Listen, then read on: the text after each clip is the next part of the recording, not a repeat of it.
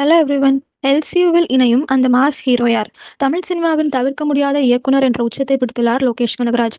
மாநகரம், கைதி, master, Vikram, Leo என அடுத்தடுத்து அதிரடி ஆக்ஷன் படங்களை இயக்கி வசூலை வாரி குவித்திருக்கிறார் இவர். தற்போது சூப்பர் ஸ்டார் வைத்து கண்ணும் கருத்துமாக எடுக்கப்பட்டு வந்த கூலி படத்திற்கு ஒரு ஆபத்து என்று வந்தபோது குரல் கொடுத்தார் லோகேஷ் கனகராஜ்.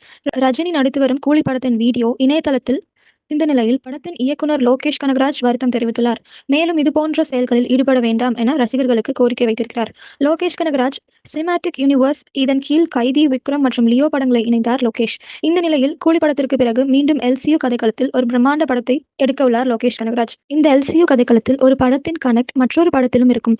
விக்ரம் படத்தில் கைதி படத்தை இணைத்து எல்சியூவை தொடங்கினார்.